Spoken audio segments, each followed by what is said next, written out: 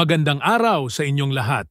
Sa video na ito, bibigyan natin ng pagkilala ang isa sa mga tanyag na aktor na si Romano Vasquez. Alamin natin ang kanyang kwento dito sa Pinoy Wisdom.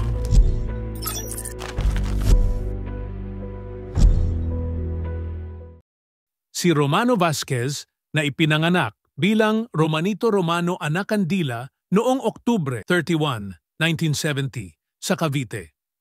Bata pa lamang siya ay nagpapakita na siya ng interes sa pag-arte, dahilan upang pasukin niya ang mundo ng showbiz. Nakilala si Romano bilang isa sa mga miyembro ng That's Entertainment, isang popular na variety show na pinamunuan ni German Kuya Germs Moreno. Sa That's Entertainment, naging paborito si Romano ng mga manonood dahil sa kanyang husay sa pag-arte at karisma sa harap ng kamera. Dahil dito, nagkaroon siya ng pagkakataon na mapabilang sa iba't ibang pelikula at teleserye.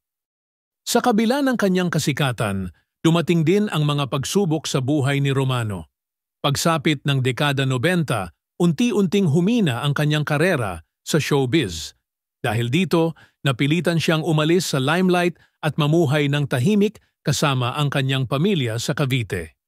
Noong January 23, 2022, sa edad na 51, pumanaw si Romano Vasquez. Ang balita ng kanyang pagpanaw ay labis na ikinalungkot ng kanyang mga tagahanga at mga kapwa-artista. At diyan nagtatapos ang ating pagtalakay sa buhay ni Romano Vasquez. Isang kwento ng tagumpay, pagsubok at dedikasyon sa kanyang sining. Kung nagustuhan nyo ang video na ito, huwag kalimutang mag-subscribe at i-click ang notification bell para lagi kayong updated sa ating mga bagong kwento. Maraming salamat sa inyong panonood. Dito lang yan sa Pinoy Wisdom.